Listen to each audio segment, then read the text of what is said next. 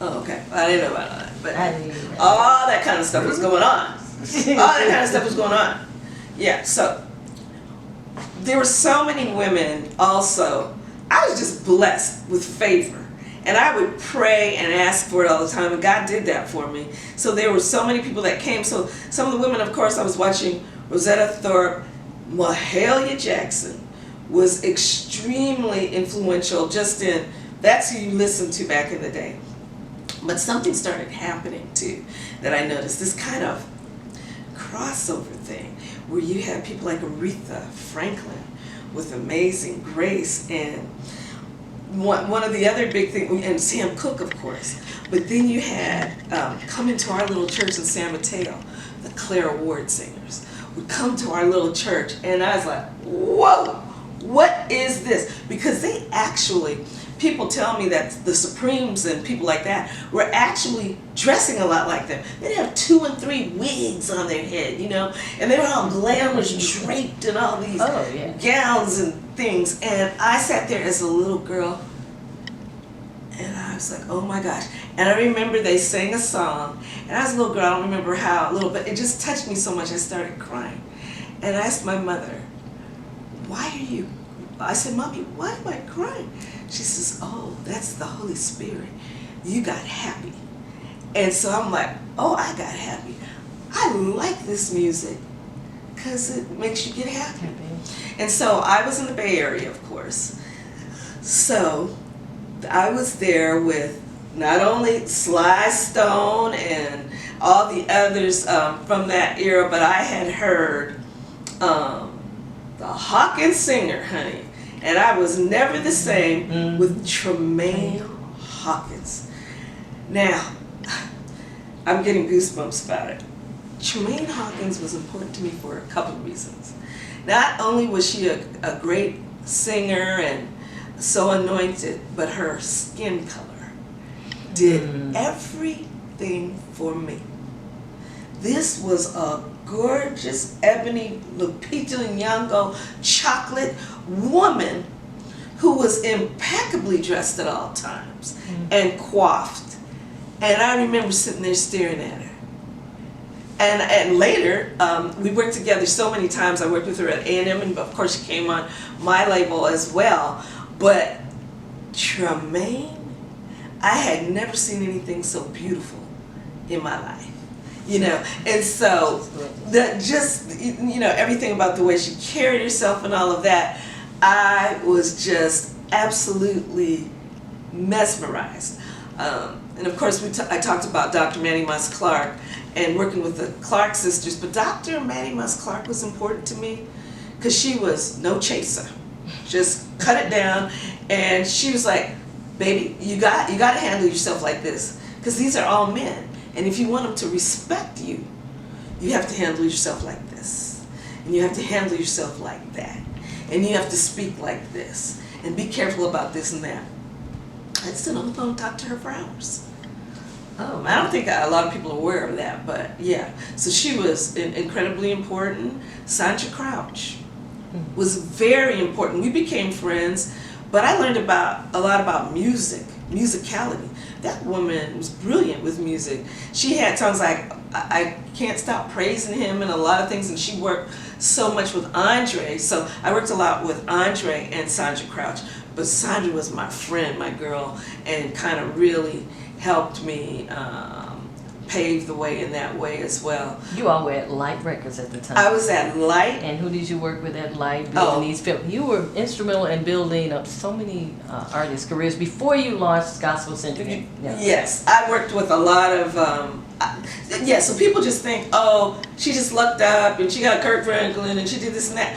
Child, I had been working with, first of all, at RCA, I worked with DJ Rogers. I worked with Donnie Harper. And a lot of people, and he worked with Journey, I think, to do I Want to Know What Love Is. And so I was, and with DJ Rogers, we did the song Love Brought Me Back. So I was doing this, I was around this kind of crossover thing that I really, really liked. So then by the time I got to Light Records, I was working with Walter Hawkins, Andre Crouch, And I lovingly say I worked on the First Wives Club, which was Tremaine Hawkins. They gave me Tremaine Hawkins, Vicki Winans to break. I broke those records because they weren't thinking about those. They were working on Walter and Andre, and so they said, here, you take these. You take the women. You take the women. And Vicki Winans saying, we shall behold him. Oh my gosh, it was everything. I love that record. I went in my car, I went all over the country, handed it out to all the stores and stations. But the thing I realized now that everybody else didn't have this, I had the hookups on the secular side because I'd worked secular surf first. So not only would I go to the gospel stations, a lot of the gospel stations were hooked up. They were with the secular station, so gospel would play in the morning. So I just went right across the road because I had been working with those people first. So, it made it easier. It was a lot easier for me. Your relationships, you spent time building these relationships. It just didn't happen overnight with you leaving Sparrow and going to Gospo Centric. I had developed these relationships through people like James Ballard and Gentry McQuarrie, and then people like Dr. Manny Moss Clark would introduce me to people and say, baby, you need to call this person. Baby, you need to call that person. And a lot of people in Chicago, I can't name all the names, but in St. Louis, a lot of those announcers there and stuff, they said, baby, we need you to do this like this. And we need you to go there and do this like this. And you need to talk to this person first. This is how you do this. Favor. That's how I learned. Favor. It was sure enough favor. It was favor.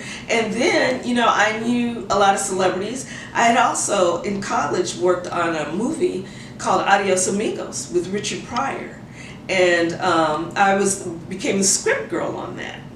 So I had a lot of movie connections because at the time, black people, Fred Williamson, people like that, they wanted to be main leads. So I was a theater arts major at UCLA, so I met Quincy Jones. Mr. Quincy Jones helped me out a lot. I worked with his company, Quest, and I worked with Warner Brothers. Everybody that was starting faith-based labels would call me. So now it's Jive, but back then it was called Verity. I helped them put that label together. I remember that. There, I helped them put that label together. They called me because I knew people over there, and Barry Hankerson had a lot to do with that. And at Warner Brothers, again, because the Winans went over there. So when these artists started crossing over, they would bring me with them. So I understood the behind the scenes. I didn't understand contracts and stuff like that very well yet because they weren't letting me in on that.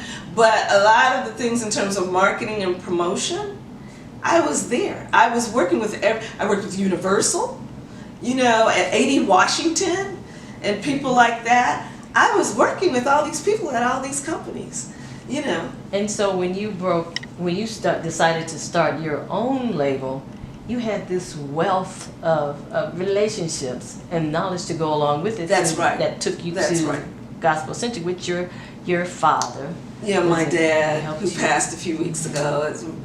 That's kind of tough. But so again, another black woman, my dad, he's the one who gave me the money to start because I was calling, trying to see if I could borrow money, and I'm like, I know this stuff. People would have me work with them, and then they put somebody in the position, usually that was not black, who didn't know anything about the music, and they called me. And so we put things together, and then I got married. My husband was a brilliant software engineer that worked on satellites and all this kind of stuff, and he came in to help me automate my systems way before other people were doing that. And so so I had this wealth of people that I just knew. Of course, the great Sidney Miller from BRE, who was another one who would say, you need to talk to this person, you need to do this, you need to do that. And I didn't think anything of it. It was just kind of what I did, and I had it on the movie side, and then I was an intern also at CBS Television.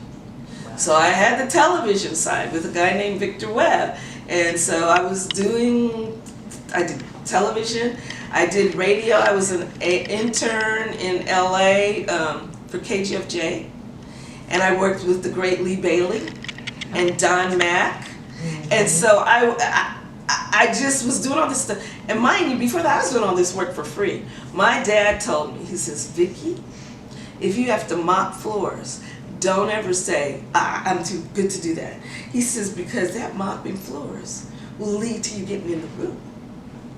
He says, so never think you're too good to do something. He says, you just handle yourself in a particular way where they know that this girl is smart.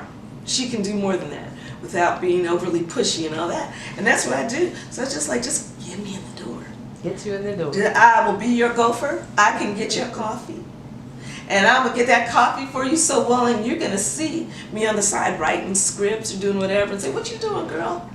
And that's how I got in. I got great internships. Like I said, worked on movies. I also worked with, well, I didn't work with her long, so I want to make sure I make that clear. But I also came in to babysit for the great Diana Ross, Tracy and all those guys as a babysitter. And unfortunately, I wasn't able to do all that I wanted to do because she wanted me to come into Vegas and I couldn't because I had school. But just even that opportunity to do those kind of things, I felt I can go places, I can do things, I can meet people, and I can make this happen. And so that's what I did. But yes, it was a lot of favor. When I think of the people that I worked with, these are the people I started with that I broke commission. Vicki Winans, Tremaine Hawkins. You know, that was my start. And then I had BB and CC, oh, wow. Denise Williams.